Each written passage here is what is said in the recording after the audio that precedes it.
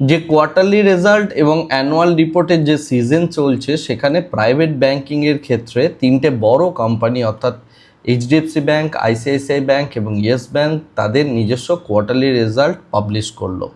এই রেজাল্টে প্রথমেই এইচডিএফসি ব্যাংকের দিকে যদি দেখা হয় তাহলে যেটা দেখা যাচ্ছে এইচডিএফসি ব্যাংকের ক্ষেত্রে তাদের ইপিএস গ্রোথ 3%-এর কাছাকাছি হয়েছে, অর্থাৎ বিজনেসের মধ্যে একটা গ্রোথ রয়েছে এবং তার সাথে তাদের যে নেট এনপিএ 5 বিপিএসের মতো অর্থাৎ 0.05%-এর কাছাকাছি তারা ড্রপ করেছে। এটা এইচডিএফসি ব্যাংকের অ্যাসেট কোয়ালিটি ইমপ্রুভ করেছে বলেই বোঝা যাচ্ছে।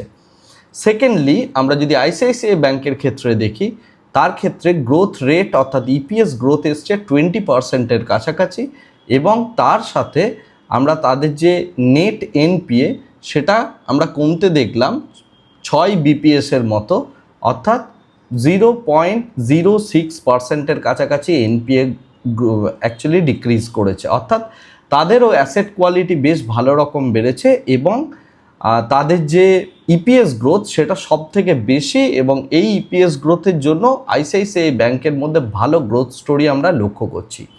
তৃতীয়ত এরপরে আমরা আসছি ইয়েস ব্যাংকের ক্ষেত্রে। ইয়েস ব্যাংকের ক্ষেত্রে যেটা দেখা যাচ্ছে সেটা হচ্ছে তাদের যে ইপিএস গ্রোথ অ্যাকচুয়ালি হয়েছে 13%-এর কাছাকাছি ইয়েস ব্যাংকের আমরা ইপিএস গ্রোথ দেখতে পাচ্ছি এবং তার সাথে এদের যে নেট এনপিএ তারা অ্যাকচুয়ালি কমিয়েছে 10 বিপিএসের মতো, অর্থাৎ 0.1%-এর কাছাকাছি ইয়েস ব্যাংক তাদের এনপিএ ডিক্রিজ করেছে।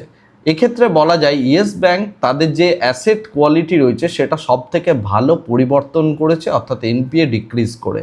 এই তিনটে ব্যাংকের মধ্যে যে কোয়ার্টারলি রেজাল্ট আমরা দেখলাম এবং অ্যানুয়াল রিপোর্ট যেটা দেখতে পাচ্ছি তাতে করে প্রাইভেট ব্যাংকিং স্পেসের মধ্যে একদিক থেকে গ্রোথ রয়েছে, অন্য দিক থেকে এনপিএ ডিক্রিজ করায় তাদের মধ্যে কিন্তু একটা বেশ ভালো রকম পজিটিভিটি আসার চান্স রয়েছে।